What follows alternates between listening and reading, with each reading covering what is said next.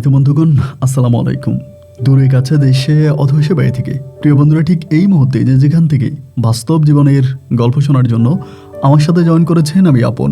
আর যে আপন জীবনের গল্পের 1438তম পর্বে আপনাকে প্রতিদিনের মতো স্বাগতম জানাচ্ছি। বন্ধুগণ, আজ আমি আপনাকে শোনাবো বরিশালের ভাই মোহাম্মদ মনির হোসেনের জীবনের কলিজা কাঁপানো এক করুণ বাস্তব জীবন কাহিনী। বন্ধুগণ, আজকের গল্পের টাইটেল সুন্দরী স্ত্রীর এ কোন রূপ। হঠাৎ পতিতালয়ে দেখা স্বামীর সঙ্গে। আমি একটা কথা আপনাকে স্পষ্ট করে বলি বন্ধুরা, এই পৃথিবীতে একটা মানুষের দুটো রূপ থাকে। একটা রূপ সে নিজের জন্য রাখে, আরেকটা রূপ সে বাইরের মানুষকে দেখানোর জন্য রাখে। আমরা মানুষের সেই রূপটাই দেখতে পাই যেই রূপটা তারা আমাদেরকে দেখায়। দেখেন, আকাশের চেয়েও গিরগিটির চেয়েও খুব দ্রুত এই পৃথিবীর কিছু স্বার্থপর মানুষ রূপ পাল্টাতে পারে। আর তাদের ওই গোপন ভয়ঙ্কর রূপটা যে কত ভয়ানক হয়, এই গল্পটা শুনলে আপনি শিউরে উঠবেন। এই গল্পের আরেকটা টাইটেল ছিল সুন্দরী বউকে নায়িকা বানাতে গিয়ে রিক্সা চালক হয়ে গেলেন স্বামী। এই গল্পটার দুইটা টাইটেল। আমি আপনাকে জাস্ট একটা কথা বলে রাখতে পারি, এই গল্পটা প্রতিটা পুরুষের শোনা উচিত এবং প্রতিটা নারীর এই গল্পটা শুনে সতর্ক হওয়া উচিত। বন্ধুরা, আমি আমার ট্রাভেলিং চ্যানেলে যাযাবর জাতি নিয়ে তাদের ভয়ঙ্কর জীবন তুলে ধরেছিলাম, যাদের সংসার কাটে ভয়ঙ্কর সাপ আর বানরের সঙ্গে।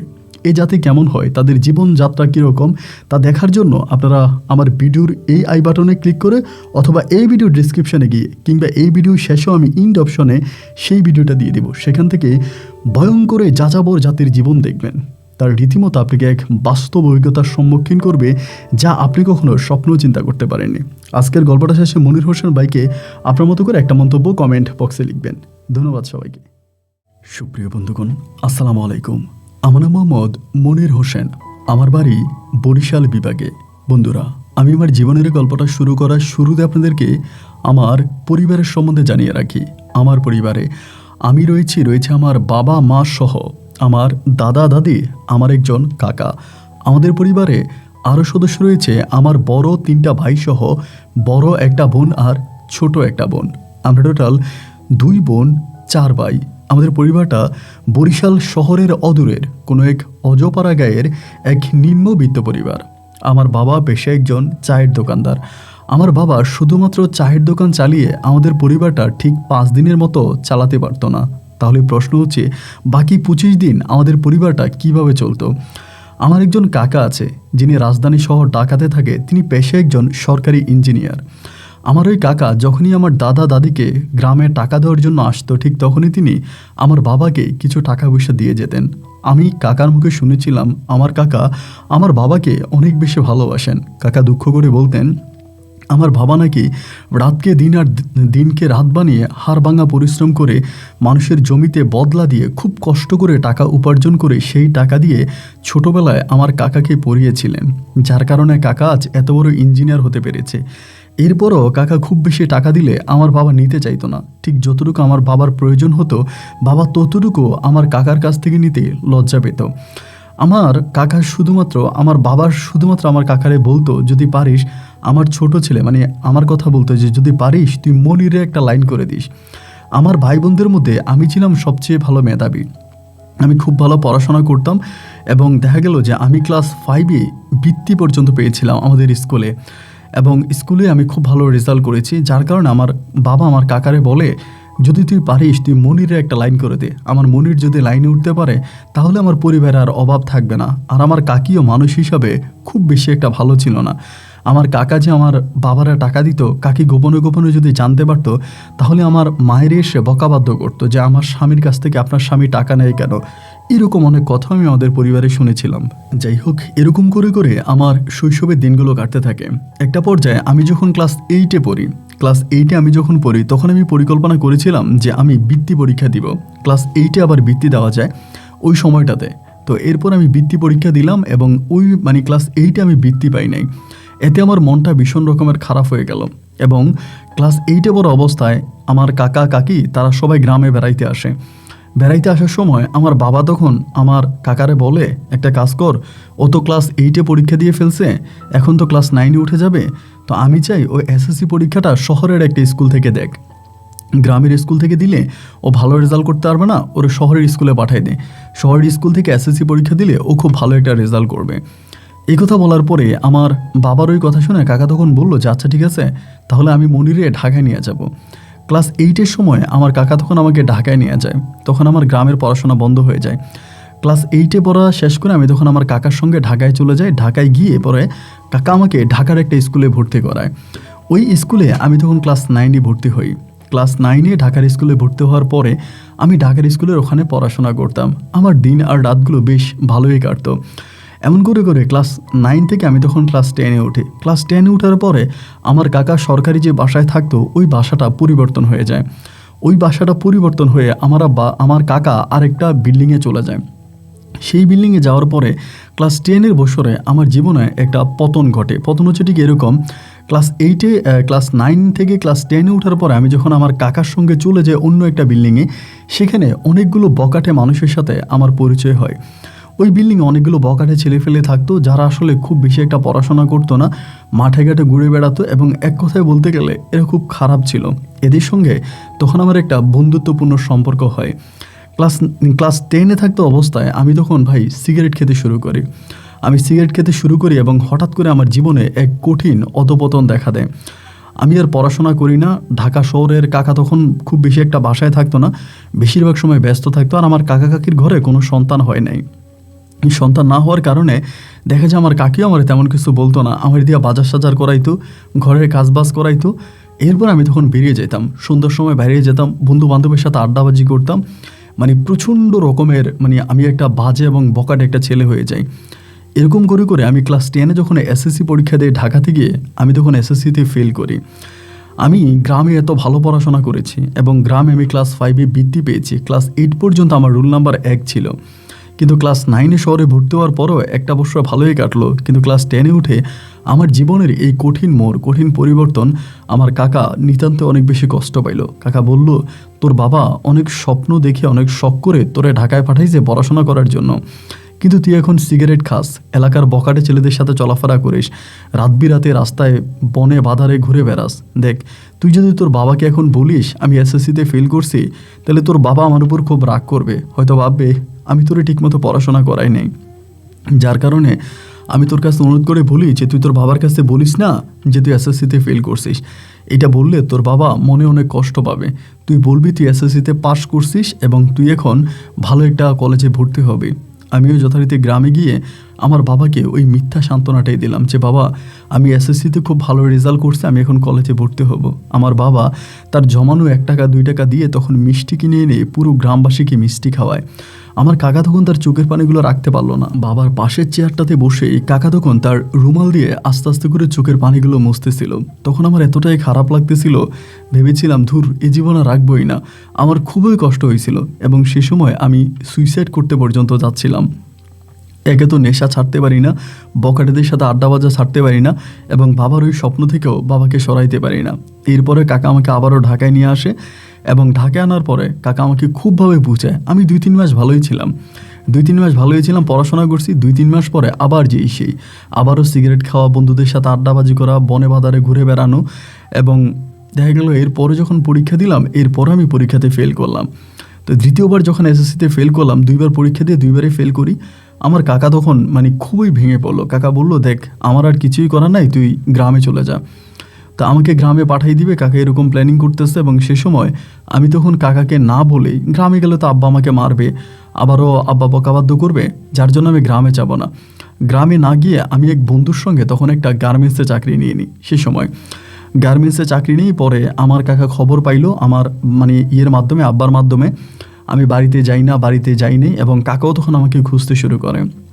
আমার আব্বা আম্মা বড় ভাইয়েরা তখন সবাই ঢাকাতে আসছে আমার খোঁজার জন্য। আমি বাসা থেকে পালিয়ে গেছি। ইতিমধ্যে কাকা সব কিছু আমার বাবাকে বলে দিছে যে মনির তো এরকম একবার ফেল করছে, আমি তো আসলে আপনাকে মিথ্যে বলেছিলাম, ভেবেছিলাম ওরে বুঝাইলে এরপরে হয়তো আবার পাশ করবে, কিন্তু এরপরেও পরীক্ষা দিও, এরপরেও ফেল করে।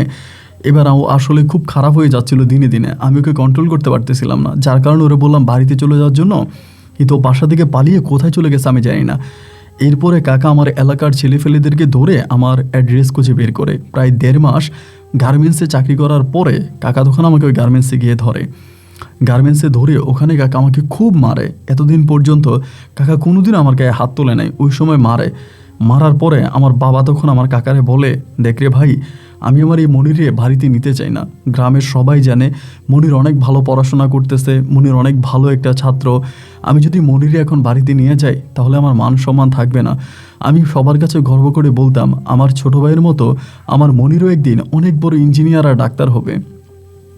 এই স্বপ্ন আমি ছোটোবেলা, আমার ছেলেটা যখন ছোট তখন থেকে দেখতাম। গ্রামের সবাই যখন আমার চায়ের দোকানে আসতো আমি সবাইকে চা খাওয়াইতাম আর বলতাম মনিরের জন্য দোয়া করেন, আমার মনির খুব ভালো পড়াশোনা করতেছে। এই অবস্থার মধ্যে আমি ওরে গ্রামে নিতে চাই না, তুই একটা কাজ কর, ওরে ঢাকা শহরেই কিছু একটা করা, আমি ওরা আর গ্রামে নিব না। এই কথা বলে এক বুক কষ্ট জমা নিয়ে আমার বাবা মা আর আমার ভাইরা তখন ঢাকা ত্যাগ করে আবার তারা বরিশালে চলে যায়। তো আমি তখনও বাসায় বসে আসছি, বাসা থেকে আসি। এভাবে প্রায় 15-20 দিন পরে আমার কাকা তখন আমারে বলল, আমি একটা গার্মেন্টস নিয়েছি, তুই যেহেতু গার্মেন্টসে চাকরি করার শখ হয়েছে, আমি একটা মিনি গার্মেন্টস দিয়েছি, ওই গার্মেন্টসটা তুই দেখাশোনা করবি। তখন আমি বললাম যে তাহলে তো ভালোই হয়, যদি গার্মেন্টস দেন তাহলে আমি গার্মেন্টস দেখাশোনা করব, খারাপ কি। পরে কাকা আমাকে একটা জায়গায় নিয়ে আছে, ওখানে খুব রুমের ভিতরে আর কি, মোটা 3টা রুম মিলে একটা ছোট গার্মেন্টস, মানে মিনি গার্মেন্টস। তো ওই গার্মেন্টসটা কাকা তখন আমাকে দেখাইলো। তো 1.5 মাস যেহেতু আমি গার্মেন্টস লাইনে কাজ করছি, গার্মেন্টস সম্বন্ধে আমার মোটামুটি একটা ভালো অভিজ্ঞতা জন্মাইছে। সে অভিজ্ঞতা থেকে আমি তখন মেশিনগুলো দেখলাম, কাকারে বললাম যে কাকা ঠিক আছে। তো এরপরে কাকা আস্তে আস্তে করে গার্মেন্টস লাইনে ওখানে সুপারভাইজার রাখে, জিএম রাখে, ওয়ার্কার রাখে, আস্তে আস্তে করে কাকা ওই গার্মেন্টসটাকে বড় করতেছে। বেশি দিন সময় লাগে নাই, প্রায় 2 বছরের মাথায় কাকার ওই ছোটো গার্মেন্টসটা বড় হয়ে অনেক বড় একটা গার্মেন্টস হয়ে যায়।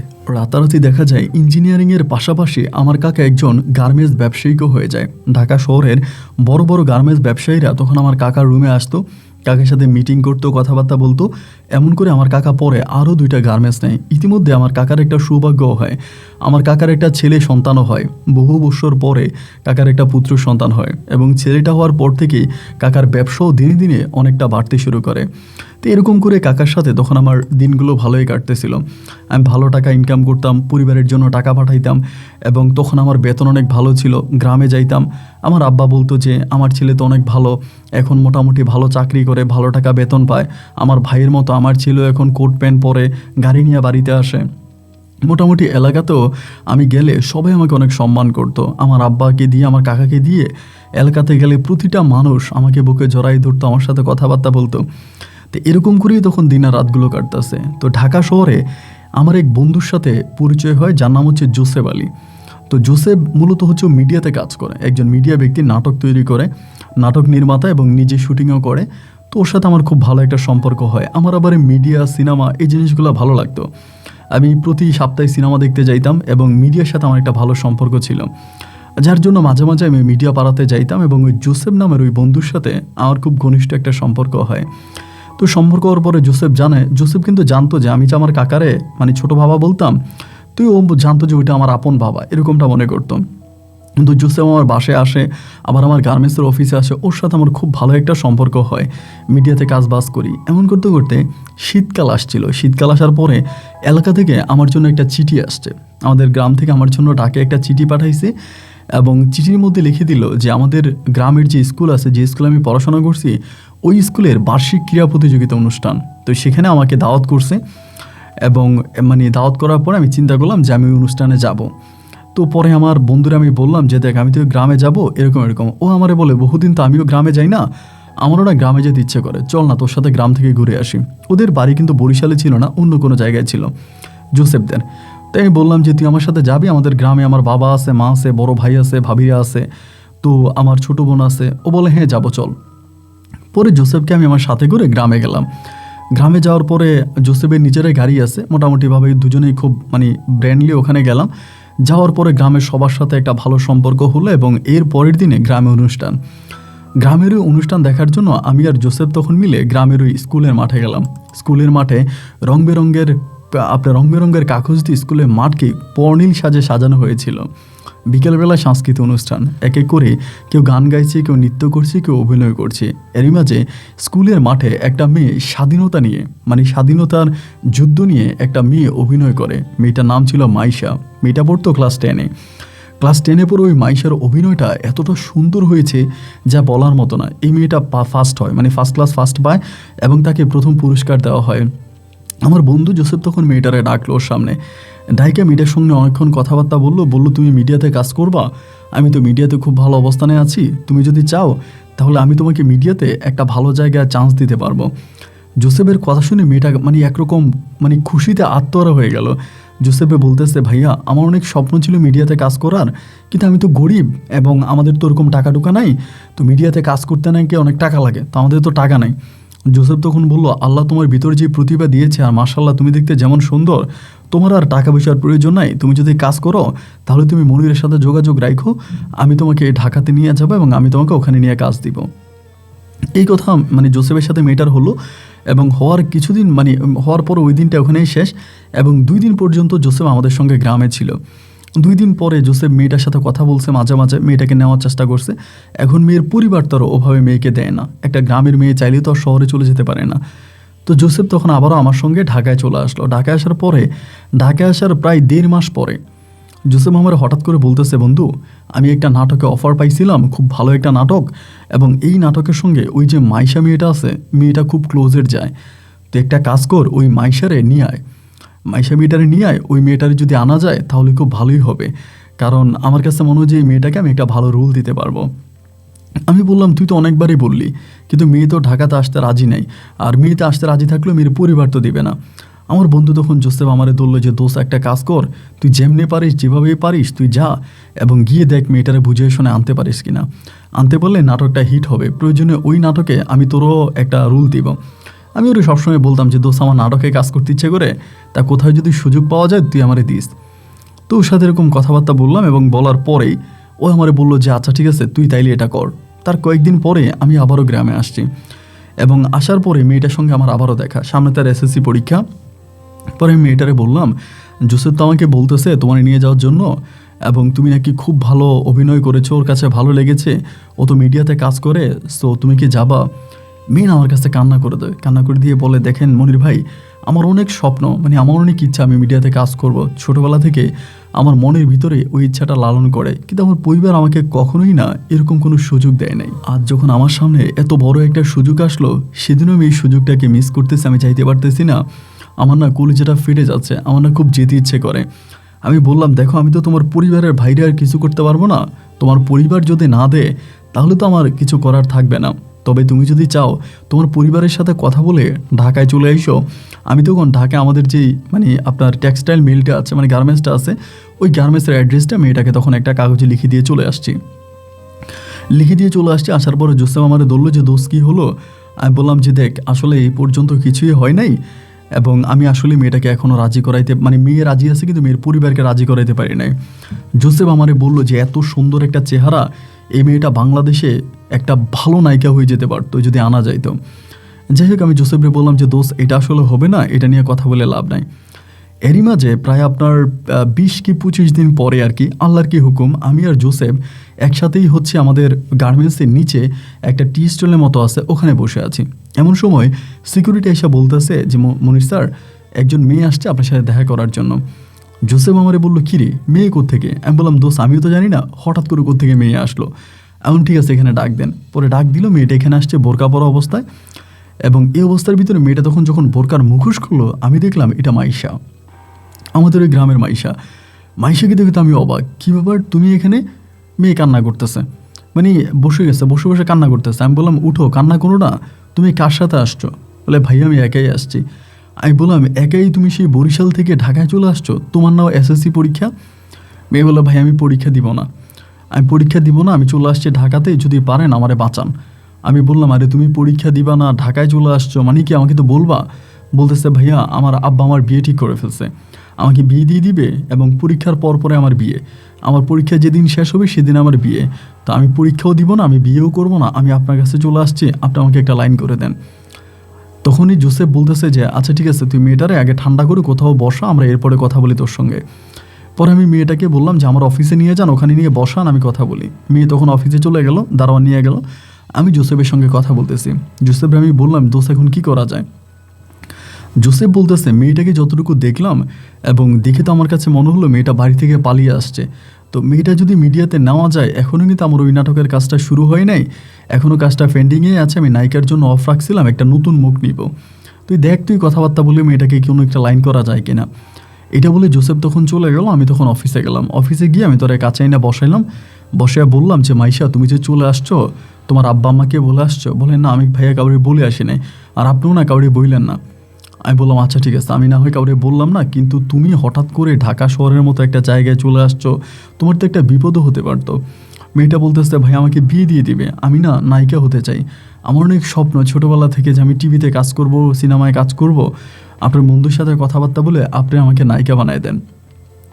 আমি তখন বললাম আরে বোকা, আমি তোমাকে কী করে নায়িকা বানাই দিব, নায়িকা তো আর মুখের কথা না, আর বললেও তো এটা হয়ে যায় না। আচ্ছা ঠিক আছে, জোসেফ তো আমারে বললেই তোমারে নিয়ে যাবে, আচ্ছা ঠিক আছে তুমি আপাতত কোথাও থাকো। পরে আমাদের অফিসে কাজ করে আরেকটা মেয়ে আছে, নাম হচ্ছে হেলেনা। ওই হেলেনারে আমি এবার বললাম মেয়েটা আবার একা থাকে, ওর হাজব্যান্ড আছে, সরি মেয়েটার হাজব্যান্ড আছে, ওর আবার ফ্ল্যাটে থাকে। তো হেলেনারে তখন বললাম যে হেলেনা একটা কাজ করো, তুমি আপাতত মাইশাকে তোমাদের বাসায় নিয়ে রাখো, এরপরে আমি তোমার সঙ্গে কথাবার্তা বললে মাইশার একটা ব্যবস্থা করব। পরে ওইটারে নিয়ে রাখলো। বিকেলবেলা আমার বন্ধু আবার আমাদের বাসায়, মানে আমার ওই মানে আমার মামার আঙ্কেলের বাসায় আয়সা আমারে বলতেছে যে জোসেফ, আয়সা বলতেছে যে দোস্ত কী হইলো, মেয়েটার কী হইলো, আমি তো একটা ভালো প্রডিউসারও পাইছি, মেয়েটারে কালকে শুটিংয়ে লাগাই দিই, তুই কি বলিস? আমি তখন বললাম যে এখন দেখ মেয়েটা বাড়ি থেকে পালিয়ে আসছে, মেয়েটার বাড়ির কী পরিস্থিতি এটা তো আর আমি জানি না, আর ওই সময়টাতে ভাই মোবাইল ফোনও তো অ্যাভেলেবেল ছিল না, আমাদের গ্রামে কারো কাছে মোবাইল ফোন নাই, শুধু আমাদের গ্রামের যে বাজার আছে মূল বাজার, ওই বাজারে মোবাইল ফোন আছে, বাজারে মোবাইল ফোন আছে, কিন্তু মানে এমনি হাতে হাতে মোবাইল ফোন এখনও চালু হয়নি ওভাবে। তো পরে আমি বললাম মেয়েটার এলাকারও কোনো খোঁজ খবর আমি পাই নাই, এখন কি করা যায় আমি তো কিছু বুঝতেও পারতেছি না। আমারে বলে যে দোস্ত যে করে পারস মেয়েটারে কাজে লাগাই দিই, মেয়েটারে কাজে লাগিয়ে দিলে ভালো হবে। তো আমি বললাম আচ্ছা ঠিক আছে। এটা বলার পরে এইভাবে মানে এই মেয়ের সাথে কথাবার্তা বলতেছি, আর এরপর আমার বন্ধু জোসেফ মেয়েটারে নিতেছে এফডিসিতে নিয়ে ও কাজ টাজ করতেছে। তার প্রায় সপ্তাহখানিক পর আর মেয়েটা আমাকে বারবার বলতেছে যে আমি যাতে কোনোভাবেই মানে ওর বাবা মাকে না জানায় ও যে ঢাকাতে আসছে, তাইলে ওরে ধরে নিয়ে যাবে এটা সেটা।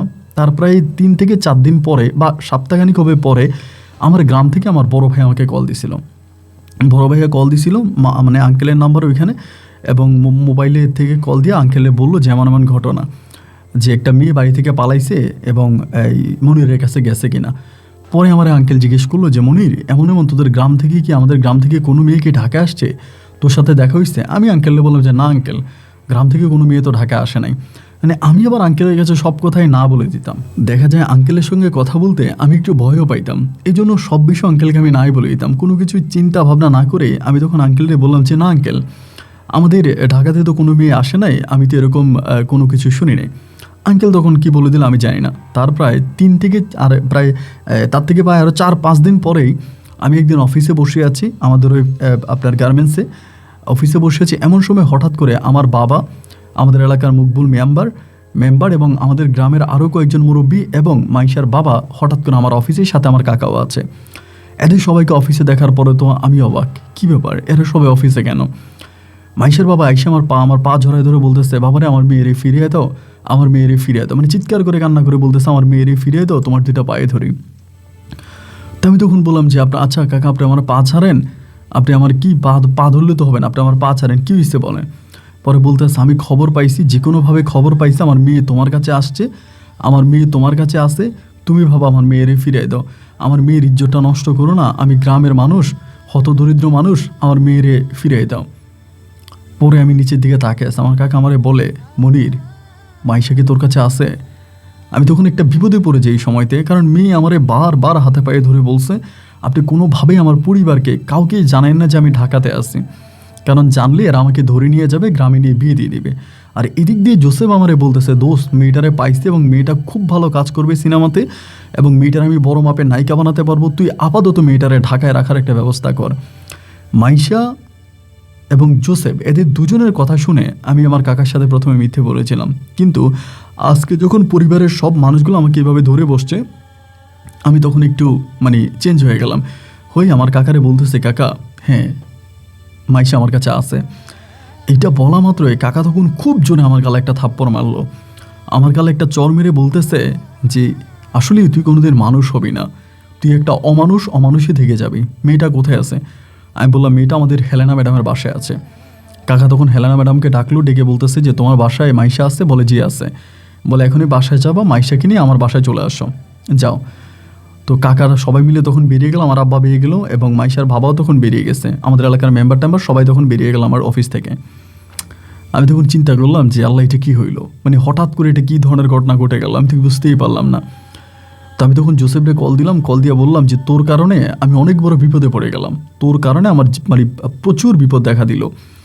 তুই মেয়েটার দিয়ে কাজ দিলি, মেয়েটারে আনলি, এখন আমার গ্রাম থেকে এরকম হয়েছে।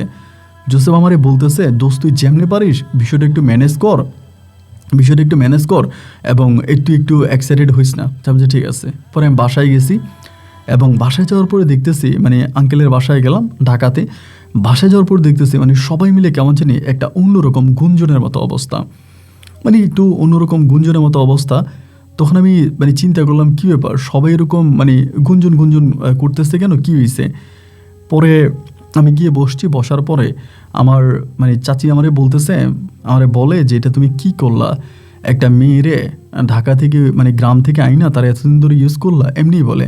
আমার চাচি আবার কথা বলার সময় খুব ফ্রি হয়ে খোলামেলা হয়ে কথা বলে, মানে উনি কথা বলার সময় কখনো ব্যাদ বিচার করে না যে এই লোকের সাথে এই কথা বলা যায় কিনা, এরকম না, মুখ দিয়ে যেমন করে কথা আসে উনি এমন করে বলে দেয়। উনি যখন আমার এটা বললো, আমি বললাম কাকি আপনি এটা আমার কী বললেন। কাকি আমারে বলে, আরে বেটা তুই তো খুব চালাক রে। এটা বলার পরে তো আমার কাকা তখন ডাক দিয়ে নিয়ে মাইশারে তখন নিয়ে আসছে, মাইশারে একটা রুমের মধ্যে নিয়ে আটকায় রাখছে এবং ইতিমধ্যে আবার মাইশার মা আর পিছন দিয়ে নাকি ওর মা আবার ওর চাচি তারাও নাকি আসছে গ্রাম থেকে, এটা তো আমি জানি না।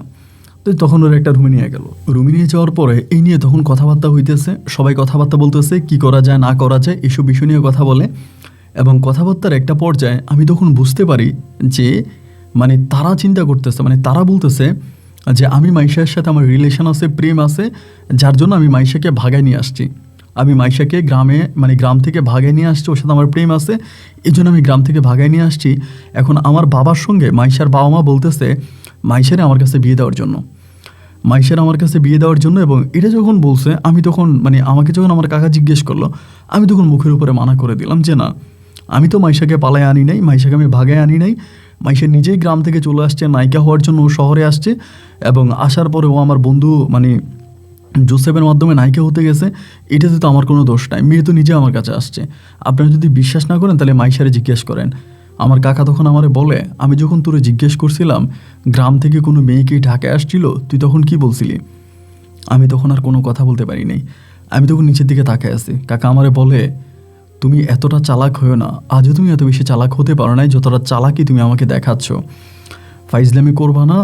যেহেতু মেয়েটাকে গ্রাম থেকে নিয়ে আসছো, গ্রামের সর্দার মাতবর সবাই এখানে আসছে, এই মেয়েটাকে তারা বিয়ে ছাড়া গ্রামে নিয়ে যাবে না, বিয়ে ছাড়া মেয়েটাকে গ্রামে নিলে এই মেয়ের বাবা মা দুজনে আত্মহত্যা করে মারা যাবে। তারা গ্রামের মানুষ, গ্রামের ইমোশন বোঝার চেষ্টা করবা, মুখ দিয়ে যা আসে তাই বলে ফেলো না, একটু বোঝার চেষ্টা করো। আমি তখন বললাম, আরে এই তো আমাকে ফাঁসাই দেওয়া হচ্ছে, আমি বিয়ে করবো না। আমার আব্বা আমার বড় ভাইয়ে তখন আমারে খুব মারছে ওই রুমের মধ্যে, আমি তখন বড় না, বাস তাহলে মারছে। মারার পরে রাত 10টার দিকে তারা তখন কাজে নিয়ে আসছে। আমাদের এলাকার চেয়ারম্যান বা মেম্বার যারা আছে তাদের একটাই কথা যে জোসেফ কি বলে মনির যেহেতু মেয়েটা নিয়ে আসছে তাহলে মনির ওটা বিয়ে করতে হবে। পরে শেষ পর্যন্ত রাত 10টা কি 10:30 বাজে ওই ঘরেই, ওই বিল্ডিংয়ে তখন আমার সাথে মাইশার বিয়ে হলো। বিয়ে হওয়ার পরে সেই ঘরে আমাদের তখন বাসর তৈরি করা হলো। বাসর ঘরে আমি তখন মাইশাকে নিয়ে ঢুকে আমি মাইশারে বললাম, মাইশা আমার অপরাধটা কোথায়, আমার অন্যায়টা কোথায়? ও আমাকে বলে, আমি জানি না আপনার অপরাধ কি, আমার অন্যায় কি, আসলে অপরাধ আমারই, আমি আসলে গ্রাম থেকে এভাবে চলে আসাটা ঠিক হয় নাই, আমি আসলে আপনাকে বিপদে ফেলাই দিছি। আমি বললাম, তুমি গ্রাম থেকে চলে আসছো, আমার সাথে তোমার কোনো প্রেম ছিল, আমি তোমাকে ভাগে আনছি? ও বলে না। এমন তুমি তো নিজে আমার কাছে চলে আসছো? ও বলে হ্যাঁ। আমি বললাম, এটা কি তুমি বলো নাই? বলেছি তো। আমি বললাম তারপর? বলে তারপর ওরা কেউই আর আমার কথা শোনে নাই। আমি সবার কাছে বলছি যে মনির ভাই আমাকে সাথে কোনো প্রেম নেই, ভালোবাসা নাই, আমি নিজেই মনির ভাইয়ের কাছে চলে আসছি নায়িকা হওয়ার জন্য এবং মনির ভাইয়ের বন্ধুর মাধ্যমে আমি এফডিসিতে কয়েকদিন ধরে কাজ করতেছি। তো ওরা আসলে কেউই আমার কোনো কথা শোনে নাই এবং তারা একরকম জোরপূর্বক আমাকে আপনার কাছে বিয়ে দিয়ে দিচ্ছে, আমাকে কিছু বলার সুযোগ দেয় নাই। তো যাই হোক, আমি বললাম ঠিক আছে, যেহেতু বিয়ে হয়েই গেছে এখন আর কি করার। তো আমার ওর সাথে আমার বাসর হলো এবং পরের দিন আমার কাকা বললো তে বউ নিয়ে বাড়িতে যাও। পরে আমি মাইশারি নিয়ে বাড়িতে গেলাম। বাড়িতে যাওয়ার পরে 1 মাসের মতো বাড়িতে ছিলাম। 1 মাসে মোটামুটি অনুষ্ঠান করা হয়েছে। একটা গ্রামীণভাবে অনুষ্ঠান করা হয়েছে, গ্রামের লোকজন সবাইকে মিলে, যেহেতু আমাকে বিয়ে করছি, গ্রামের সবাই মিলে একটা অনুষ্ঠান করলো। সেই অনুষ্ঠানে আমার গ্রামের সব মানুষ সহ গণ্যমান্য লোকেরা সবাই ছিল। এবং এরপরে আমার বিয়ে হয়ে যাওয়ার পরে মাইশাকে আমি আমার আব্বা আম্মার কাছে রেখে আমি তখন ঢাকায় চলে আসি। ঢাকায় আসার পরে আমি আমার বন্ধু জোসেফের সাথে কথা বলি না, এবং সবসময় জোসেফ আমারে বলে, দেখ বন্ধু, এটা একটা অ্যাক্সিডেন্ট, এই না আমার কোনো দোষ নাই, তুই শুধু শুধু আমাকে দোষারোপ করতেছিস, আমার তো আসলেই কোনো দোষ নাই, তোর ভাগ্যে আছে এই মেয়ে, যার কারণে যে কোনোভাবে হোক এই মেয়ে ঘুরে তোর লাইফে আসছে, তুই বিয়ে করে ফেলছিস। আর এই মেয়ে তো দেখতে খারাপ না, ঢাকা শহরে 1000 মেয়ের মাঝে একটা হবে, এত সুন্দর একটা তোর বউ পাইলি, এখন এটাকে তো দোষ হওয়ার কী আছে, তো নিজেরে দোষারোপ করার কিছু নেই, তোর বউ তো অনেক সুন্দর। আমি তখন জোসেফরে বললাম, দেখ সুন্দর আর কালোর বিষয় না, আমি তো কোনোভাবেই চাই না যে এভাবে আমার বিয়েটা হোক। আমি চাচ্ছিলাম গ্রামবাসীকে জানিয়ে, মানে আমার বাবা মায়ের পছন্দ মোতাবেক আমি বিয়ে করব। গ্রামের সবাই বলে মাইশার সাথে আমার প্রেম ছিল, যার জন্য আমি মাইশাকে নিয়ে পালাইছি, আমি তো পালাই নাই। বন্ধু আমারে বলতেছে, যা হবার তা হইছে, তা বাদ দে। এরকম করে অনেক দিন পর্যন্ত, তখন ও গ্রামে ছিল। পরে আমার কাকি বলতেছে, মাইশারে ঢাকায় নিয়ে আসো, গ্রামে কেন রাখছো, গ্রামে রাখো না, ঢাকায় নিয়ে আসো, ওরে গ্রামে রাখার দরকার নেই। পরে আমি মাইশারে ঢাকায় নিয়ে আসছি। তো ঢাকায় আনার পরে মাইশা আমার কাকির সাথে থাকতো। এভাবে কাকির সাথে প্রায় 3 থেকে 4 মাসের মতো ছিল। 3-4 মাস থাকার পরে আমি জানি না হঠাৎ মাইশার কি হলো, মাইশা বলে মাইশা কাকির বাসায় থাকবে না। তা আমি বললাম যে তুমি কাকির বাসায় থাকবে না, তার কারণ কি? এবং প্রতিউত্তরে জানতে পারলাম যে কাকি মাইশাকে দিয়ে অনেক কাজ করায়। ধরুন ঘরের মধ্যে যাবতীয় যে কাজগুলো আছে, কাজের মেয়ে আছে, এরপরও মাইশাকে দেওয়া কাজ করায়, যে তুমি এটা করো ওইটা করো, মানে বিভিন্ন ধরনের কাজ মাইশাকে দিয়ে করায়। এখন মাইশার কত হচ্ছে, এই বাসায় থাকলে সে কাজের মেয়ের মতো থাকতেছে, ওই বাসায় থাকবে না, ওরে আমি যেন বাসা পাল্টাইয়ে দিই। পরে কাকারে বললাম যে কাকা, মাইশা তো এই বাসায় থাকতে চায় না, আমি এখন কি করব? কাকা আমারে বলে, তোর তো মাস শেষে একটা স্যালারি আছে, তুই আলাদা একটা বাসা ভাড়া কর। পরে আমি আলাদা একটা বাসা ভাড়া করলাম, এবং বাসা ভাড়া করে আমি তখন ওই বাসায়, নতুন বাসা মাইশাকে উঠাইলাম। তো তখন আসলে আমার দিনগুলো মোটামুটি ভালোই কাটতেছিল, আর কোনো দুঃখ নাই, খারাপই নাই। মাইশাকে নিয়ে আমি খুব ভালোভাবে আছি। আমি আপাতত কোনো বাচ্চা নিচ্ছি না।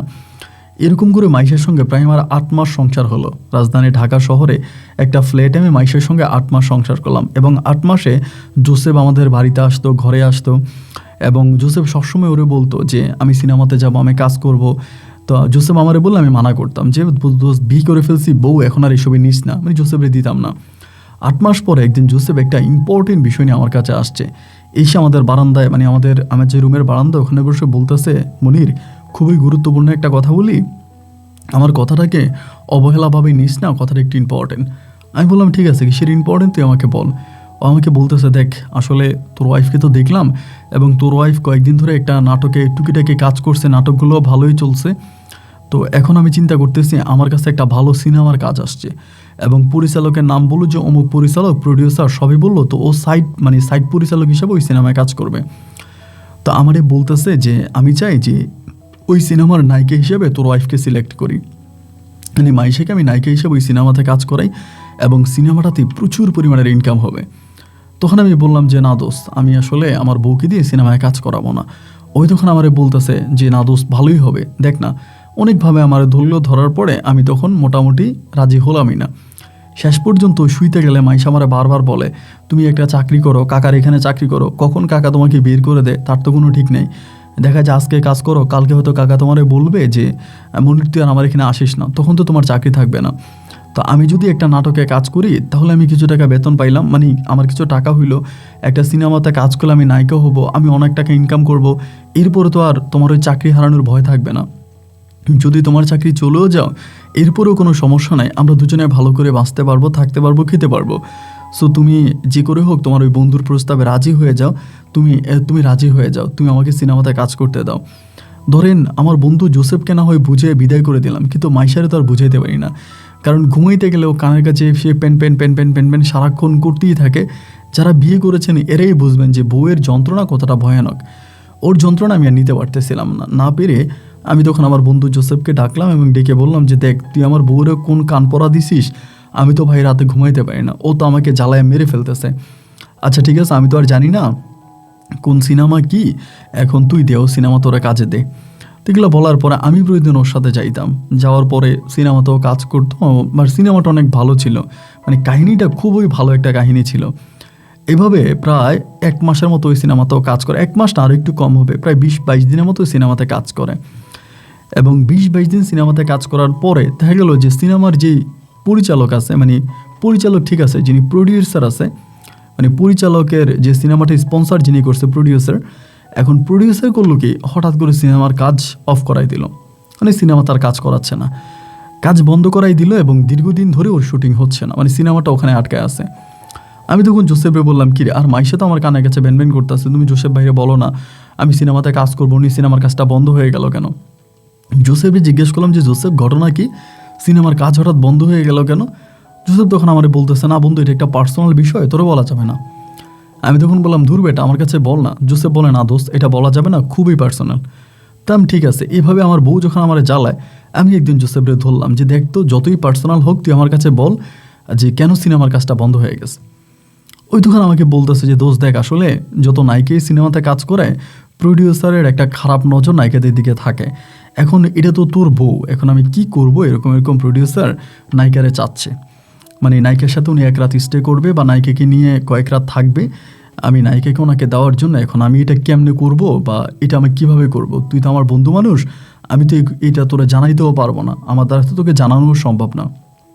তো যার কারণে এখন প্রডিউসার যেহেতু দেখলো যে আমি নায়িকারে দিচ্ছি না, বা উনি অনেকবার আমাকে বলছে নায়িকারে দেওয়ার জন্য, পরিচালকও বলছে যেহেতু আমি নায়িকারে দিচ্ছি না, প্রডিউসার আর টাকাও দিচ্ছে না, যার জন্য সিনেমাটা বন্ধ হয়ে যাচ্ছে।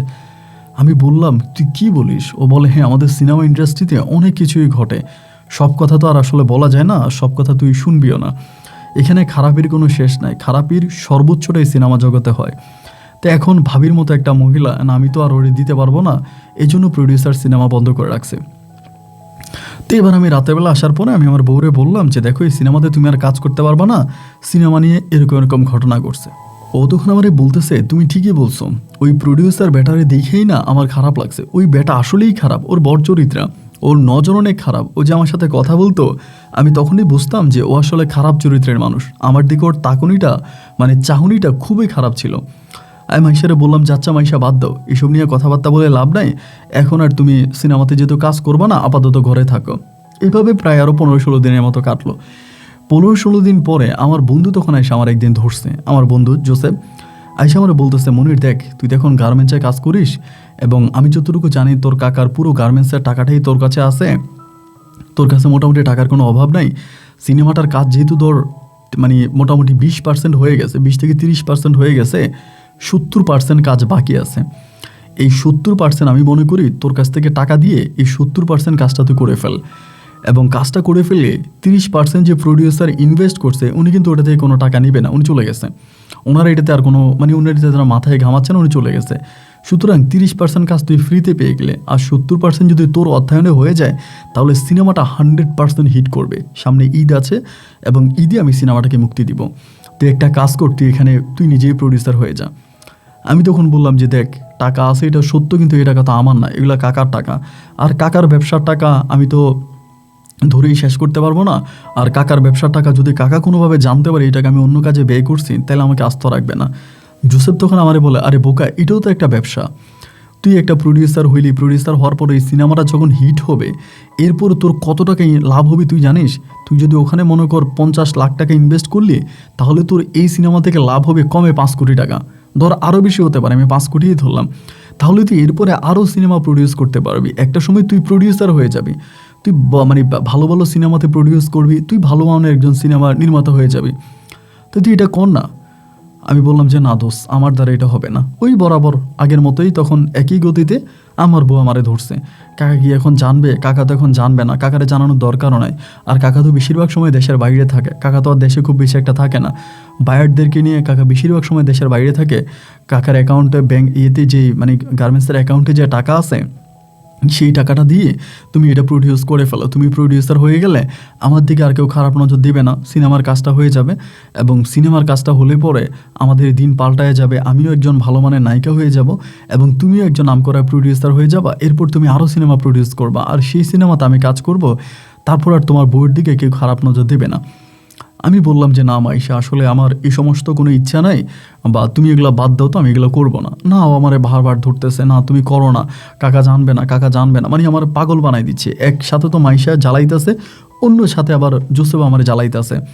জোসেফ আমারে বারবার একটা কথাই বলে, একটা সিনেমা যখন হিট হবে মানে এই সিনেমাটা দিয়ে তুই আরও সিনেমা বানাইতে পারবি। আর সবচেয়ে বড় কথা হচ্ছে 70% কাজ অলরেডি সিনেমাটাতে হয়ে গেছে, আরে সরি 30% হয়ে গেছে, আর 70% বাকি আছে। 70% হয়ে গেলে সিনেমাটা আমি রিলিজ করে দিব।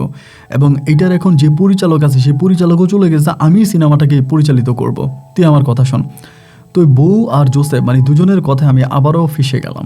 ঠিক আছে, শেষ পর্যন্ত কাকাকে না জানিয়ে আমি কাকার ওখান থেকে 50 লক্ষ টাকা নিয়ে গেছি। কাকার ওই ব্যাংক থেকে 50 লাখ টাকা সরাইছি এবং সরাই টাকাটা আমি তখন জোসেফের হাতে তুলে দিলাম। শুরু হলো আবারও সিনেমার কাজ। সিনেমার কাজ শুরু হলো, আমার বউ যাইতেছে, মাইশা যাইতেছে, সকাল বিকাল যাইতেছে, বিভিন্ন জায়গায় শুটিং হইতেছে, কক্সবাজার শুটিং হয়, ও নিয়ে যায়। আবার আমিও মাঝে মাঝে আমার বউর সাথে যাইতাম, বিভিন্ন জায়গায় শুটিং হচ্ছে। ওই সিনেমাতে খুব নাম করা একজন ওই সময়ের পরিচালিত একজন ভালো নায়কও কিন্তু কাজ করে, খুবই ফেমাস সেই সময়ের হিট একজন নায়ক, সেই নায়কও কিন্তু ওই সিনেমাতে কাজ করে। তো দেখা গেল এভাবে সিনেমাটার কাজ শেষ হয় নাই, ঈদ চলে আসছে। ঈদ আসার পরে মানে আমি বললাম, কিরে বন্ধু সিনেমার কাজে তো শেষ হলো না, ঈদ তো চলে আসছে, এখনও শুটিংয়ে শেষ হয়নি, এটা কবে এডিটিং করব, কবে কী করব। তো ঈদ চলে আসছে, মানে রমজানের ঈদ চলে আসছে। ও আমারে বলে, দেখ রমজানে যেহেতু এটা রিলিজ দিতে পারি না, আমরা কোরবানির ঈদে রিলিজ দিব। রমজানের ঈদের চেয়েও কোরবানির ঈদের সিনেমা ভালো হিট খায়, কারণ রমজানের ঈদ তো রমজানের সময় সবাই রোজা রাখে, এবং রোজার মানে 30 দিন রোজা রাখার পরে একটা ঈদ আসে, ঈদের পরেই সবাই সিনেমা হলে যায় না, তো সিনেমাটা খুব ভালোভাবে চলে না। কিন্তু কোরবানির ঈদে 100% সিনেমা চলবে। একটা কাজ করি, আমি কোরবানিতে সিনেমাটা রিলিজ করি। এরকম করে করে কিছুদিন কাটলো, কাটার পরে আমার বলতেছে, দোষ টাকা তো হয় নাই, টাকা তো আরও লাগবে।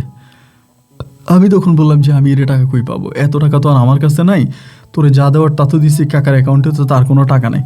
ও আমার বলতেছে, দোষ যেমনি পারিস তুই কিছু টাকা ম্যানেজ কর, আরও অন্তত বেশি না 10টা লাখ টাকা দে, আমি না হয় কিছু দিলাম, তুইও কিছু দে, আমি 20 লাখ টাকা দিব, তুই 10 লাখ দে, নাহলে আমি আরও 30 লাখ দিব, কারণ সিনেমাটা কোটিতে গিয়ে দাঁড়াবে, 1 কোটি টাকা লাগবে, এটা কাজ শেষ হবে না। তো এরকম করে আমি আরও 10 লাখ টাকা ম্যানেজ করছি। আমি শুনলাম জোসেফ নাকি আরও 30 লাখ টাকা দিছে, তাহলে 30 আর 10 কত হলো 40, আগে দিলাম 50, এখন 40, টোটাল 90 লাখ টাকায় সিনেমার কাজ কমপ্লিট হলো। ঈদের আগে আগে সিনেমার কাজ কমপ্লিট হয়েছে। সিনেমার কাজ কমপ্লিট হওয়ার পরে ও তখন এটা এই রিলিজের জন্য আপনার আবেদন করতেছে। যখন সিনেমাটা রিলিজ হবে, ওই রিলিজের গিয়েও ওইখানে গিয়েও সেম বাধা, নতুন নায়িকা দিয়ে কাজ করছে, ওখানে গেলেও নাকি আমি আর কি বলবো আপনাকে, ওইখানে যাওয়ার পরও তখন ওই নায়িকার দিকে নজর, যে যারা সিনেমাটাকে রিলিজ করবে এরা রিলিজ করতেছে না, এরা বলতেছে নায়িকারে পছন্দ হয়েছে নায়িকা দেওয়ার জন্য, এরপরে সিনেমা রিলিজ দেবে। আমি বললাম, ধুর বেটা, এগুলো কোনো কথা হইলো নাকি, না না না তাইলে বাদ দে। তাই সিনেমাটা ঈদের সময় রিলিজ হলো না, ঈদের পরে সিনেমাটা রিলিজ হবে হবে হবে হবে এমন একটা ভাবে আছে। হঠাৎ করে সিনেমার ভিতরে কিছু সিন, মানে অন্য সাইড নায়িকার কয়েকটা সিন চোখে খারাপ লাগছে, ওনারা সিনেমা রিলিজ করবে না। এবং এটা নিয়ে যে মূলত যে প্রথম প্রডিউসার ছিলেন, উনি অনেক নাম করা একজন প্রডিউসার, যিনি সিনেমাটা প্রথমে প্রডিউস করছিলেন, সেই লোক তখন বুঝতে পারছে, সেই লোকে তখন একটা সিন্ডিকেট তৈরি করে ফেলছে। একটা সিন্ডিকেট তৈরি করে তখন তিনি সিনেমাটার বিপক্ষে গিয়ে দাঁড়াইছে যে না, এই সিনেমাটা রিলিজ করা যাবে না, সিনেমাটা রিলিজ করা যাবে না। তখন তিনি আরও কি মানে সিনেমা ইন্ডাস্ট্রি আরও কিছু প্রডিউসারদেরকে নিয়ে তখন তিনি আমার এগেনস্টে গিয়ে দাঁড়ালো যে না, সিনেমাটা রিলিজ করা যাবে না। এখন সিনেমা যদি রিলিজ না হয় তাহলে তো সিনেমা থেকে আর ইনকামটা বের হচ্ছে না, সিনেমার ইনকাম তো আর বের হবে না, মানে রিলিজ না হলে সিনেমার ইনকাম কই পাবো। একে তো কাকার সবগুলো টাকা সিনেমাতে আমি খরচ করে ফেললাম, সিনেমাতে কাকার সবগুলো টাকা ইনভেস্ট হয়ে গেল। এখন আমার গার্মেন্টসের আমি প্রোডাক্টও কিনতে পারতেছি না, শ্রমিকদের বেতনও দিতে পারি না, একটা ঝামেলার ভিতরে পড়ে গেছে। আর এদিক দিয়ে সিনেমা রিলিজও হয় না, মানে আমি আপনাকে কী বলবো, তখন এমন একটা বিপদে পড়ে গেছি যা আসলে ঠিক বলার মতো না। খুব খারাপ একটা অবস্থা, খুব খারাপ একটা অবস্থা হয়ে গেল। তখন আমি চলতেও পারি না, আমার হাতে টাকাও নাই। মানে এরই মাঝে কাকা তখন হঠাৎ করে কিছুটা বিষয় আন্দাজ করে ফেলে যে এরকম কিছু একটা হয়েছে। হওয়ার পরে কাকা তখন একদিন ঠিকই ব্যালেন্স চেক করে, এবং ব্যালেন্স চেক করে কাকা জানতে পারে যে ওখানে প্রায় 60 লাখ টাকার মতো শর্ট আছে। তো কাকা তখন আমাকে ধরে বলে যে 60 লাখ টাকার হিসাব দেওয়ার জন্য। তা আমি এখন 60 লাখ টাকার হিসাব কাকারে কীভাবে দিব, আমি তো 60 লাখ টাকার হিসাব দিতে পারবো না। তো আমি কাকার এই সত্যটাও বলতে পারতেছি না, কারণ আমার কাকা একজন নামাজি মানুষ, নামাজ কালাম পড়ে, উনি 5 ওয়াক্ত নামাজ পড়ে এবং হজ করে একটা মানুষ, খুবই ধার্মিক একজন লোক। আমি যদি ওনার কাছে বলি যে আমি সিনেমাতে আপনার মানে গার্মেন্টসের টাকা ইনভেস্ট করছি, তাইলে তো কাকা আমার আস্ত রাখবে না। কাকা আমার বারবার বলতেছে, টাকা কই, টাকা কী করছিস এটা বল। তা আমি কাকারে কোনো সতত্ব দিতে পারি না, কোনো কিছু বলতে পারি না। একটা পর্যায়ে কাকা তখন মানে এটা নিয়ে খুব ঝামেলা শুরু করছে। এদিক থেকে তখন আমার বাড়ি থেকে ফোন আসতেছে বারবার আমার মোবাইলে, আমার মা ফোন দিতেছে, বাবা ফোন দিতেছে, কী রে 60 লাখ টাকা কী করলি, তোর কাকা তোর কাছে টাকার হিসাব চাচ্ছে, টাকা দিচ্ছিস না কেন? আব্বা আম্মারেও বলি না, কাকারেও বলি না। এবং একটা পর্যায়ে কাকা তখন আইনের আশ্রয় নিয়েছে, মানে কাকা আমার সামনে থানায় মামলা করবে এই টাকা নিয়ে, কিন্তু 1 টাকা 2 টাকা না, 60 লাখ টাকা তো আর মুখের কথা না। একসময় তখন আমি করলাম কি, আমার বউকে নিয়ে বাসা থেকে পালাইছি, মানে কাকার বাসা টাসা চাকরি বাকরি সব কিছু ছেড়ে আমি তখন ওকে নিয়ে ডিরেক্টলি চট্টগ্রামে চলে গেছি। তা আমার কাছে কিছু টাকা ছিল, কয়েক লাখ ছিল, ওইটা দিয়ে আমি তখন চট্টগ্রামে চলে গেলাম। এবং চট্টগ্রামে যাওয়ার পরে আমি আমার মোবাইল সিম কার্ডটার যা আছে সব বন্ধ করে দিলাম, মানে মোটামুটি সব কিছু অফ করে দিলাম। আমি আর কোনো কিছুই রাখলাম না, সব বন্ধ করে দিছি। তো বন্ধ করে দেওয়ার পরে শুধু মাঝে মাঝে জোসেফের সাথে আলোচনা করতাম বা কথা বলতাম। কথা বলতে বলতে জোসেফ তখন আমারে বলে, দোষ এখন তো তোর খুব অভাবের দিন, আচ্ছা ভাবির সাথে যা হবার তা তো হয়েছে, সিনেমাটা যেহেতু রিলিজ করতে পারি না, ওটা রিলিজ করলে আমাদের সমস্ত দুঃখ চলে যাবে, সিনেমাটা রিলিজ হবে। এমনও সিনেমা আছে 3 বছর পরেও রিলিজ হয়েছে, 4 বছর পরেও রিলিজ হয়েছে। তো এই সিনেমাটা রিলিজ হবে, যেহেতু এটা রেডি হয়ে আছে, তুই টেনশন করিস না, এটা কাজ কর, যেহেতু তোরা এখন দুঃখের দিন, তুই ঢাকায় চলে আয়, আমি তোকে প্রোডাকশন দিব, আমি তোরে কোনো একটা বাসায় ভাড়া রাখবো, তোর বাসা ভাড়া থাকা খাওয়া সব খরচ আমি দিব, তুই ঢাকায় চলে আয়। আমি বললাম যে দোস্ত দেখ, আমি আর ঢাকায় যেতে চাই না। তারপরেও আমার পুরো চিটংয়ে আইসা আমার হাতে পায়ে ধরে আমার স্ত্রীকে সহ নিয়ে আমার আবার ঢাকায় নিয়ে গেছে। ঢাকায় নিয়ে যাওয়ার পরে ভিআইপি একটা ফ্ল্যাট আমার ভাড়া করে দিচ্ছে, খুব মানে দামি ফ্ল্যাট ভাড়ায় মাসে প্রায় 22-25 হাজার টাকার মতো। তাই আমি বললাম যে দোস্ত এত দামি ফ্ল্যাট আমার দরকার নেই, এখন তো আমার কোনো ইনকাম নেই, আমার চাকরিও নাই, আর অলরেডি আমার উপরে একটা মামলা আছে, আমার কাকা মানে মামলা করে দিছে, আর আমি তো বড় বিপদে আছে, আমার তো যাওয়ার মতো কোনো জায়গাও নাই। তাই এটা কাজ করতে আপাতত আমার এত দামি একটা ফ্ল্যাটের দরকার নেই, ওটা কত 5-10 হাজার টাকার ফ্ল্যাট হলে হবে। ও বলে, ধুর বেটা, তুই এত দামি একজন আর্টিস্টকে নিয়ে থাকবি, তুই মাইশার মতো একটা মানুষকে নিয়ে থাকবি, তা তোর অবশ্যই দামি একটা ফ্ল্যাট লাগবে, এই ফ্ল্যাটে তো তুই থাকতে পারবি না। তাই আমার ওই ফ্ল্যাটের মধ্যে রাখছে। ও সকাল নাই বিকেল নাই আমাদের ফ্ল্যাটে আসতো, ওর সাথে আমি কথাবার্তা বলতাম, তো সবসময় বাসায় থাকতাম। এমন করতে করতে ও তখন আমাকে একটা চাকরির ব্যবস্থা করে দেয়, মানে আমার বন্ধু জোসেফ আমাকে একটা চাকরির ব্যবস্থা করে দেয়। আমি তখন ওই চাকরিতে জয়েন করলাম, মানে আপাতত একটা চাকরি দিল আর কি, কোনো রকম টেম্পোরারি জয়েন করলাম, সকালে বিকাল কাজ করি। এভাবে মাস ধরে কাটার পরে জোসেফ তখন আমার বললো যে মনির একটা কাজ করি, ভাবিরে তো দিয়া তো বড় সিনেমাতে কাজ করাইলাম, সিনেমাটা তো রিলিজ হলো না, এখন কয়েকটা নাটকের কাজ আছে ছোট ছোট, ভাবিরি নিয়ে নাটকের কাজগুলো করাই, তাতে কিছু টাকা ইনকাম হলো, তোর সংসারটাও চললো। তো আমি বললাম যে দেখ, আমার তো দোস্ত এই সিনেমার নালে নাটকের নালে আমার পুরো জীবনটা শেষ হয়ে গেল, আমার তো দোস্ত আর এখন আর কিছুই নাই, আমি তো পুরো রাস্তার ফকির হয়ে গেলাম। এরপরেও যদি তুই মনে করিস যে তোর এই সিনেমাতে নিয়ে যাবি বা কাজ করাবি, তাহলে দোস্ত তুই করাইতে পারিস, কিন্তু আমার ভিতরে কোনো ইচ্ছা নাই, মানে আমার কোনো ইচ্ছা নাই। তারপরেও ও বললো যে না তুই দে, ভালোই হবে, খারাপ হবে না, তুই দে। পরে ঠিক আছে ওকে, তাই আমি কথা মাইনে নিলাম। মাইনে নেওয়ার পরে ও তখন করলো কি যে আচ্ছা ঠিক আছে, ওর কথা মতো তখন আমি আমার ওয়াইফকে দিলাম। মাইশা মাঝে মাঝে যাইতো, ওখানে কাজ করতো, মোটামুটি ভালো টাকা ইনকাম করতো। এরকম করে 1 দিন 2 দিন 3 দিন 4 দিন প্রায় মাস 2-এর মতো মানে ওই বিভিন্ন ছোটো ছোটো নাটকগুলোতে কাজ করে সাইড নেগে হিসাবে। এরকম করে হঠাৎ করে একদিন আমি রাতের বেলায় বাসায় এসে দেখি, মানে সন্ধ্যার সময় বাসায় এসে দেখি যে মাইশা বাসায় নাই। কিরে বাসায় নেই, ও কই গেল, মানে বাসায় তালা মারা। নাম্বারে কল দিলাম, নাম্বারটা বন্ধ। পরে জোসেফরে কল দিলাম, জোসেফ বলে ভাবি তো চলে গেছে, মাগরিবের পরে চলে গেছে, আমাদের ইয়ে থেকে চলে গেছে, কেন বাসায় যায়নি? আমার না, ও তো বাসায় আসে নাই। কিরে বাসায় আসে নাই? ওই দিন আমি ওরা সারা রাত খুঁজলাম, আমি পুলিশে কমপ্লেন করে নাই, সারা রাত খুঁজলাম, দেখলাম রাত প্রায় 4টার দিকেও ফোন অন করছে। রাত 4টার দিকে ফোন অন করে বলতেছে আমি ঠিক আছে, আমি বাসায় আসবো সকালবেলা, তুমি টেনশন করো না। আমি বললাম তুমি আসো কোথায় সেটা বলো। ও আমারে বলে আমি যেখানেই আসি, তুমি আমাকে নিয়ে টেনশন করো না তো, আমি চলে আসবো, তুমি ঘুমায় যাও। মানে আমি সারাটা রাত ঘুমাই নাই, আমি মোবাইল ফোনটা নিয়ে বসে আছি, সকাল 8:30 বাজেও বাসায় আসছে। বাসায় আসার পর আমি বললাম আইসা কোথায় গেছো? আমারে বলে যেখানেই গেছি। কেন কি হয়েছে? আমি বললাম তুমি কই গেছিলে আমাকে সত্যি করে বলো, আর যদি না বলো তাহলে খুব সমস্যা হবে। মুহূর্তের মধ্যে ও চোখ গরম করে ফেলছে, চোখ গরম করে বলতেছে বৌরি দিয়া সিনেমায় কাজ করাও, টাকা ইনকাম করো, গায়ে লাগে না? আমার টাকাই তো ঘর ভাড়া দিতে আছে, আমার টাকাই তো খাইতে আছে, কয় টাকা তুমি আর বেতন পাও? আমি তো সংসার চালাইতেছি, আমি সিনেমাতে কাজ করে টাকা ইনকাম করি, 1 রাত বাইরে ছিলাম, পাগল হয়ে গেছো? আমি বললাম জোসেফও জানে না তুমি কোথায় গেছো, তুমি ফোন বন্ধ করে রাখছো, তাহলে কি টেনশন হয় না? আমাকে বলে টেনশনের কি আছে, বৌরি দিয়ে ইনকাম করে ওরকম টেনশন নেওয়া লাগে। আমি বললাম এই শোন, বৌরি দিয়ে ইনকাম করাইছি মানে আমি তো তোর চিন্তামো না, তোর সাথে আমার কোনো প্রেম ভালোবাসাও ছিল না, তুই গ্রাম থেকে আমার কাছে চলে আসলি, তুই সিনেমাতে কাজ করবি পইলা, অথচ গ্রামবাসী জানলো যে আমি তোকে গ্রাম থেকে ভাগাই নিয়ে আসছি, যার জন্য তোর সাথে আমার বিয়ে হলো। শুধু তোর কথা শুই না আমি 60 লক্ষ টাকার মামলা মাথায় নিয়ে ঘুরতেছি, আর তুই বাইরে রাত কাটিয়ে আমারে বলতেছিস আমি তোরে দিয়া ব্যবসা করাই, তোরে দিয়ে আমি টাকা ইনকাম করি। ও তখন আমার বলে, মিথ্যা কথা বইল না, 60 লাখ টাকা তুমি আমার জন্য খরচা করো নাই, এটা তোমার বন্ধুর জন্য করছো, তোমার বন্ধুর জন্য করছো, আমার জন্য না। আমার জন্য কি? আমার জন্য কিছুই না, তোমার বন্ধুর জন্য তুমি টাকা খরচ করছো, এটা তোমার বন্ধু জানে, আমি জানি না। আমি বললাম, তাহলে হইছে তো, আমি আর আমার বউয়ের টাকা খাবো না, আজকের পর থেকে তোর সিনেমাতে কাজ করতে আর লাগবে না, তুই ঘরের বাইরে যাবি না, তুই ঘরে থাকবি। আমার বলে, না আমি ঘরে থাকবো কেন, আমি সিনেমাতে কাজ করে আমি সিনেমায় কাজে যাবো। আমি বললাম, না, তুই কোনো সিনেমাতে কাজ লাগবে না, কোনো নাটকে কাজ লাগবে না, তোর ঘরের বাইরে যাইতে হবে না। আমি যদি 2 টাকা ইনকাম করি, রিক্সার ড্রাইভারও তো তার বউরে চালায় না, আমি রিক্সার ড্রাইভারের মতো আমার সংসার চালাবো, এটা দিয়ে তোর দেখার দরকার নেই, তুই আর কোনো কথা বলবি না, তুই আর কাজে যাবি না। এভাবে ও গেল, প্রায় 2 দিন কেটে গেছে।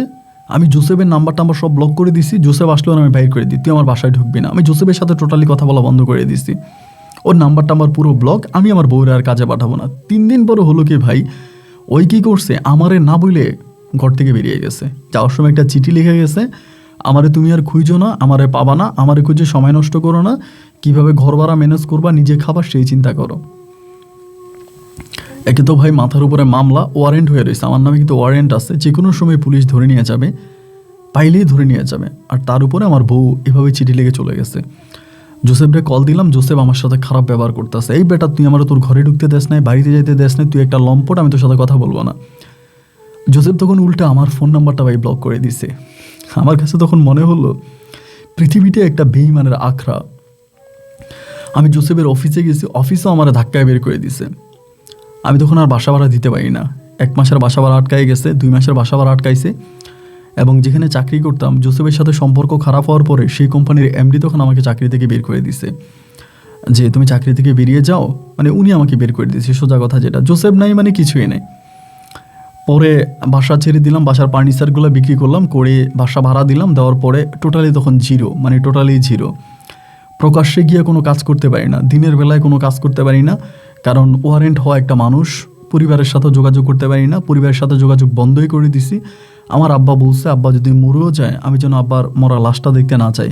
মাও একই কথা বলেছে, যদি মারাও যায় তাদের কবরে যেন আমি মাটি দিতে না যাই।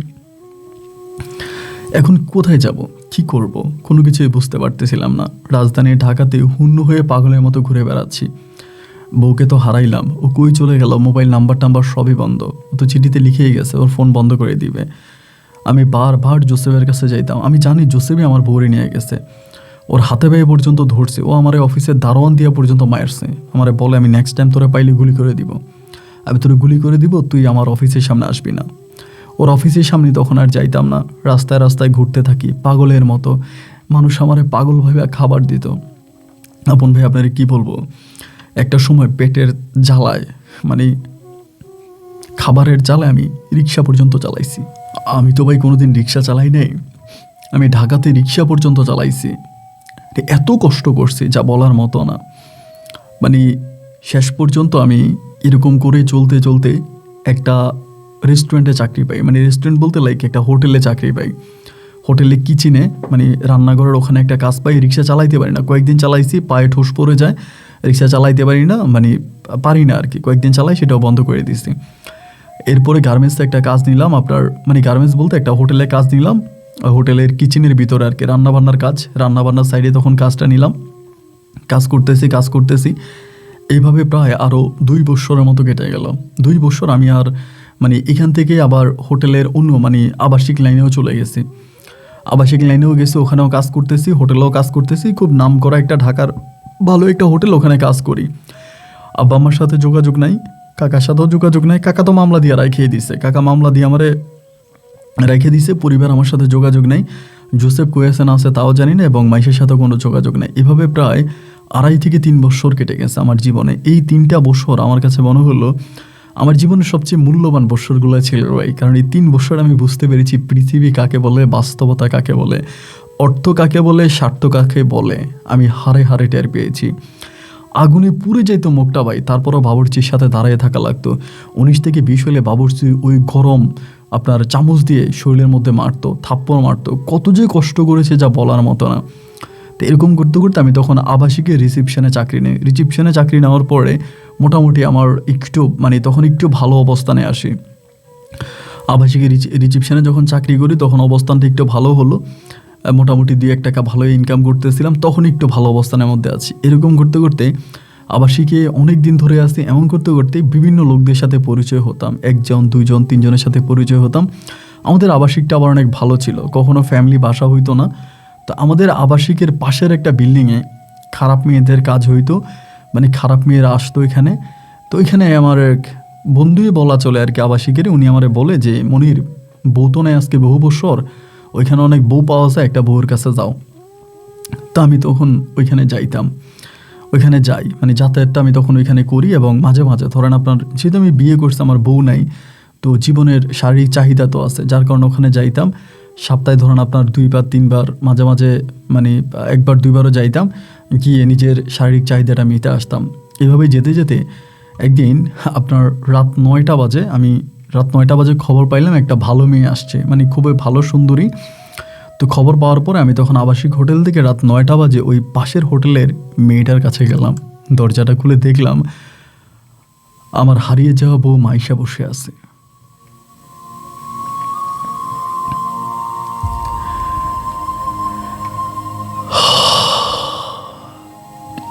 ওর দিকে তাকায়া একবার ভাবছি পিছনের দিকে বেরিয়ে যাব,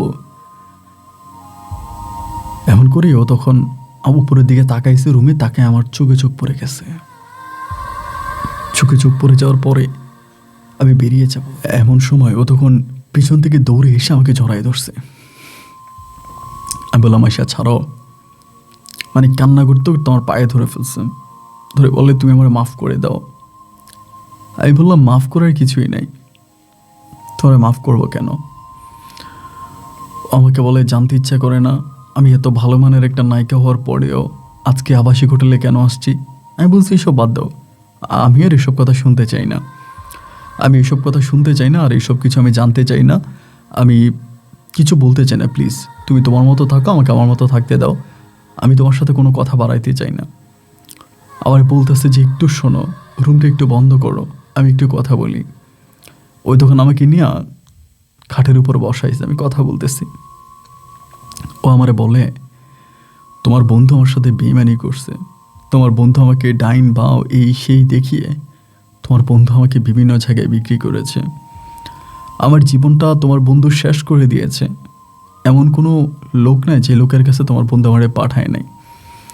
বড় বড় পয়সাওয়ালা প্রডিউসার বিভিন্ন লোকদের কাছেও আমাকে পাঠাইতো, আমি যাইতে বাধ্য হইতাম, না গেলে আমাকে মারতো। আমি মনে মনে শুধু ভাবতাম যে একবার যদি তোমার সঙ্গে দেখা হয়ে যায়, আমি যদি কোথাও তোমাকে একবার পাই, তোমাকে জড়িয়ে ধরে আমি সব ভুলে তোমার সাথে সংসার করব। তো আমি তোমাকে আর পাই নাই।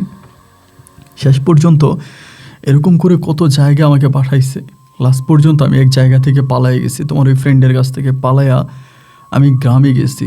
গ্রামে গিয়া তোমারে খুঁজছি, জানতে পারছি তুমি কখনো গ্রামে আসো নাই, গ্রামের কারোর সাথে যোগাযোগ নাই। তোমার কাকার বাসায় গেছে, তোমার কাকা বলে তোমার নামে মামলা করা হয়েছে এবং তোমাকে পুলিশ পালিয়ে নিয়ে যাবে। আমি তোমাকে আর পাই নাই, জোসেফের কাছে আমি আর ফিরে যাই নাই, গেলেও আমাকে আবার আটকায় ফেলবে। শেষ পর্যন্ত পেটের দায়ে আমি যেখানে কাজে গেছি প্রতিটা জায়গায় মানুষ আমার দেহটাই চাইছে, আমি একটা ছোট্ট কাজ করতে গেলেও সেখানে দেহ দেওয়া লাগতেছে। শেষ পর্যন্ত নিজের ইচ্ছায় এই পতিতালয়ে আসছি। আমি শুধু একটা কথাই বলতাম, আমি খারাপ মেয়ে, খারাপদের দোয়া কি আল্লাহ কবুল করবে? তারপর আল্লাহকে বলতাম, আল্লাহ যদি কোনোদিন আমার মনির সঙ্গে দেখা হয়ে যায়, আমি যদি কোনোদিন মনিরকে একবার পাই, আমি আল্লাহর কাছে আর কিছুই চাই না। ও কথা বলতেছে আর বাইরে থেকে ঠক ঠক ঠক ঠক ঠক ঠক করে শব্দ করতেছে, ওই মিয়া আর কতক্ষণ লাগবে, বাইরন, ওই মিয়া বাইরন। দালালের দরজা ধাক্কাইতে আছে। আমি বললাম আয়শা, বাস্তবতা এমন কঠিন, আমিও তা হারে হারে বুঝেছি।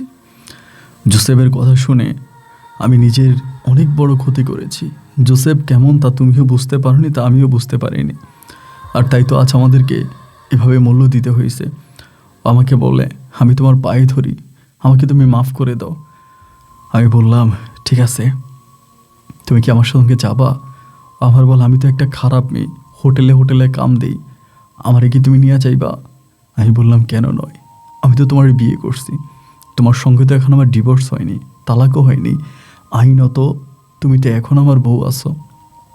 ও আমারে বলে, তুমি কি এখন আমাকে বউ হিসাবে স্বীকৃতি দাও, স্বীকার করো? আমি বললাম, কেন নয়, তুমি তো এখনও আমার বউ, তুমি এখনও আমার বউ, আমি স্বীকৃতি না দেওয়ার কি আছে? ও আমাকে বলে, তোমার জীবনটা আমি নষ্ট করতে চাই না, আমি একটা পাড়ার মেয়ে হয়ে গেছি, তুমি চলে যাও, আমি তোমার সঙ্গে যাবো না, আমি তোমার অনেক টাকা নষ্ট করছি, তুমি আমাকে ক্ষমা করে দিও। আমি বললাম, এই পথে তুমি থাকবা, চলো না আমরা দুজনে চলে যাই, একটা ছোট্ট বস্তিতে 1500 টাকার একটা ঘর ভাড়া করব, সারাদিন কাজ করে বিকেলবেলা গামছার মধ্যে পলিথিনে ভাত পেঁচিয়ে গামছায় পেঁচিয়ে তা ঘরে আনবো, পেঁয়াজ মরিচ দিয়ে ভাত মাখায়া আমি তোমার নিজ হাতে খাওয়াই দিব, মাসে 15 দিন অথবা সপ্তাহে অথবা বৎসরে একবেলা গরুর মাংস দিয়ে পেট ভইরা ভাত খাবো, বিকেলবেলা পার্কের মোড়ে গিয়ে 10 টাকার ঝালমুড়ি কিনে তোমার আমি মুখে তুলে খাওয়াই দিব, বেনগাড়ি থেকে সুন্দর কাপড় কিনে আমি তোমারে পরাবো। ও বউ, চলো না আমার সঙ্গে।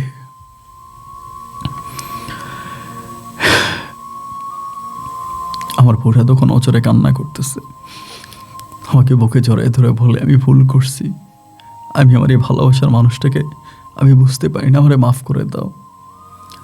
হাত ধরে তখন দরজা খুলছি, দালাল বলে, কি ব্যাপার আফা, এক কাস্টমার যদি এতক্ষণ লাগে বাকিগুলো কি করবেন? আপনার জন্য তো এখানে 20 জন সিরিয়ালে দাঁড়াইছে। ও তখন কোনো কথা না বলে আমার সাথে হোটেল থেকে বেরিয়ে গেল, এবং হোটেল থেকে বেরিয়ে আমি তখন ওরে নিয়ে ঘরে আসলাম, ওরে আবারও নতুন করে ওর সাথে সংসার শুরু করলাম। শেষ পর্যন্ত আমার 2টো মেয়ে হয় এবং একটা ছেলে হয়।